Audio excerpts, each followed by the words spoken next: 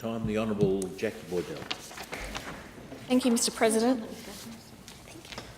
I rise today to speak on the Constitutional Amendment Recognition of Aboriginal People Bill, and it is a historic bill to this Parliament and something that I have been proud as a member of this House, but also a member of the committee to be involved in that process. I'd like to pay my respects today before I start to this land and to the Noongar people, the original inhabitants and traditional custodians on the land on which we meet today in this House. I also would like to, and I have made reference to this in my speech when the committee handed down its report, I just want to take a moment to once again commend the member for Kimberley. I think in the debate in the other House she was referred to twice as the member for Kalgoorlie and once in this House today as the member for Kingsley. So let's make that clear. She's the member for Kimberley, Josie Farah, who is a proud Gidja woman from Halls Creek, for bringing this historic bill to the House and the original Private Members Bill 2014 last year. As I have previously noted when I spoke on it, I think this bill will be forever referred to as the Farah Bill. As the member for Kimberley stated in the other place at the second reading of the 2014 bill in June last year, and I quote, "Recognition, acknowledgement and acceptance are necessary steps to a true and lasting reconciliation and recognition of Aboriginal people, and this bill is just one of those steps. In a way, it is more than a step, it is a confident stride forward."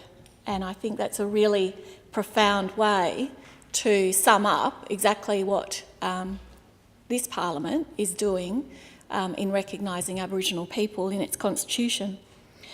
I did sit in the other House during the debate on this bill, and the member for Kimberley's story is very personal and it's very moving. And her delivery of her story was felt, I think, by every member of that House and everyone who was listening at the time. And she reminded us that constitutional recognition is an opportunity for us to come together as a Parliament and as a community in a sincere, mature and heartfelt spirit of reconciliation. So my contribution today, I want to say that I believe members of both Houses and across those parties that are represented in those Houses agree we should recognise Aboriginal people in the Western Australian Constitution, and the time is right to do this now. There is wide-ranging support for the principle of constitutional recognition and a general consensus that, given 126 years have passed since the passage of the Constitution Act, such recognition is well overdue. And I know I have referred to this before, given the fact the member for Kimberley, when she read the bill into the House, received a standing ovation. I think that that shows the true bipartisan approach and feel of this Parliament that the time is now.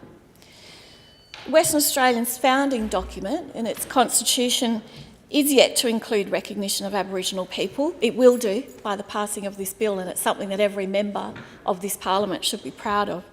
So despite the fact that our state existed tens of thousands of years before the British colonials arrived, and therefore fails to paint the full and accurate picture of our state's history. Reconciliation between Aboriginal and non-Aboriginal Australians is about ensuring the history of our nation is consistent and involves taking ownership of our past. Western Australia is yet to sync the vast story of Aboriginal Australia with the state's colonial history. We as a society will not reach our full potential until we formally recognise the role of Aboriginal people in our history, and we have some pride in that.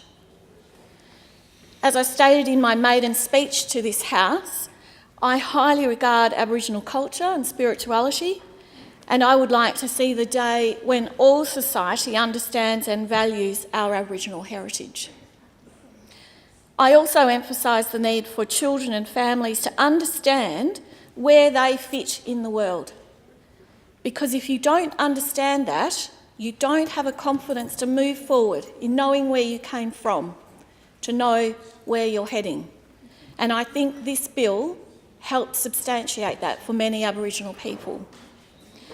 To me, that's a fundamental starting point and a base for you to base yourself and your life on, is understanding where you come from. Because without a defined starting point, it's difficult to know where you're going to. As I stated then at my maiden speech, and I have tried to teach my own children the value of the relationships they build with their family and communities that they live in, and how important it is to know their history so they can go forward with a great deal of confidence in who they are. Therefore, as a member of this Western Australian Parliament and a godmother of 2 young Aboriginal men, I'm very proud to be part of this process, and I will do all that I can to ensure that my godchildren's heritage is recognised so that they can stand strong and proud in their communities as they have a right to do.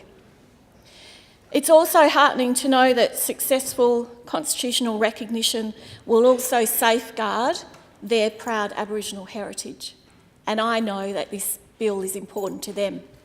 And there are young Aboriginal men living in the community. We often say we wonder who is listening to the Parliament. Well, they're 2 young men who are listening today.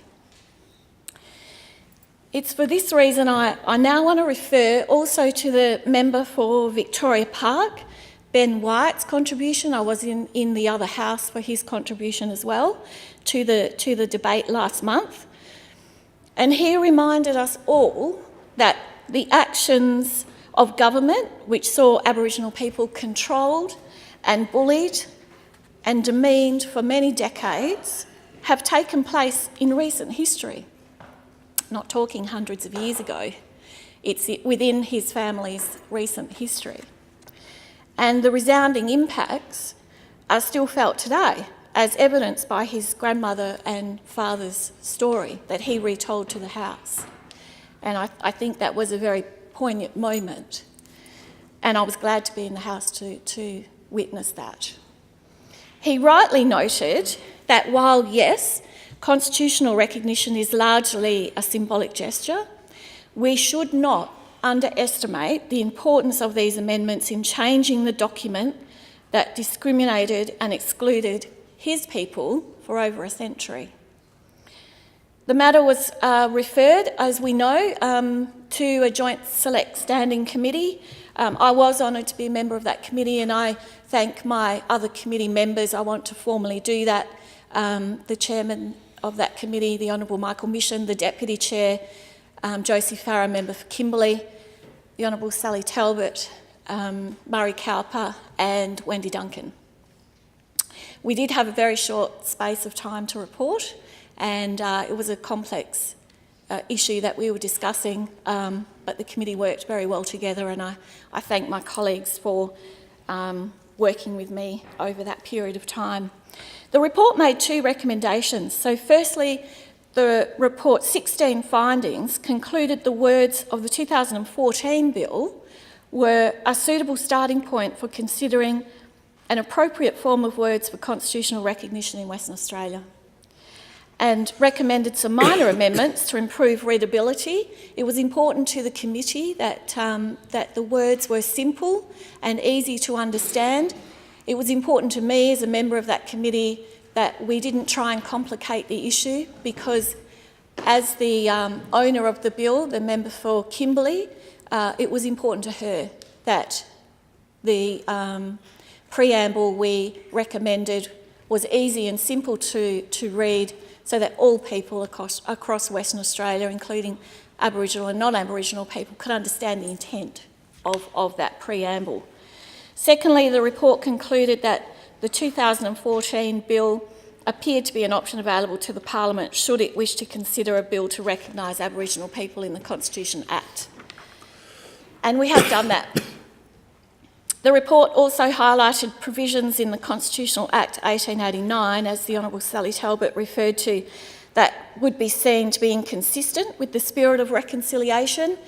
And I'm talking about Section 42 of the Constitution Act 1889, which relates to the formation and the state and legislature, and the amendment of Section 75 to remove the reference to the Aboriginal Protections Board, and I welcome those changes. Most importantly, the report quashed a number of concerns from members about how the changes would affect the government's legislative power, and found that if the bill were to pass, the risk of unintended legal consequences appear to be negligible. And I think that's important to note.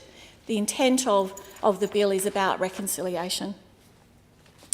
As a member for Mining and Pastoral Region in particular, I want to pay homage to Aboriginal people in assisting the pastoral industry over many years to establish itself, be a successful industry for the state of Western Australia, and recognise their not only historic contribution to that industry, and there are many other industries, of course, that they're involved in, but to the pastoral industry in particular, the historic involvement and ongoing involvement, I know, is something highly regarded by pastoralists and certainly from people within the mining and pastoral region. I want to also conclude my remarks today.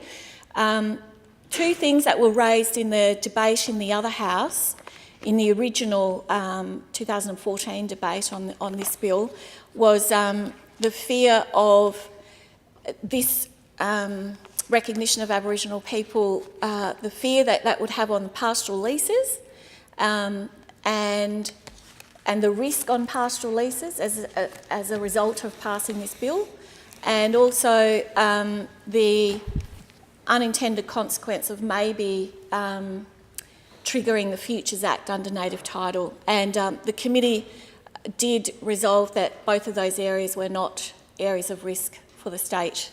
I want to place that on record because I think that's important for the pastoral industry, and I also think it's important in terms of how we consider the Native Title Act in Western Australia. Western Australia is the last state to officially recognise Aboriginal people in its constitution, and I think recognising Aboriginal Australians as the first people of Australia, and with the passage of this bill in Western Australia, that cements the sentiment of the nation. The nation is united by recognising Aboriginal people in our constitutions on a state level. So now it's time for this Parliament to show some leadership as we vote on this bill today, to right the wrongs of the past that has seen Aboriginal people left out of Australia's constitution. And in the words of Josie Farrer, the member for Kimberley, let us be magnificent in this moment. West Australians pride themselves on equality and opportunity, and it's important we have a constitution that reflects those values. The passage of this bill demonstrates to Aboriginal people that we in this place are genuine about acknowledging the importance of Aboriginal history in our state. I'm extremely proud to be part of the West Australian Parliament that makes history today by acknowledging the truths of our past and officially recognising our Aboriginal people as the first people of this land. In doing so, given the nation is united on a state front, I urge our federal counterparts to act swiftly on addressing this important issue at the federal level, and I commend the bill to the House. The question is the bill be read a second time.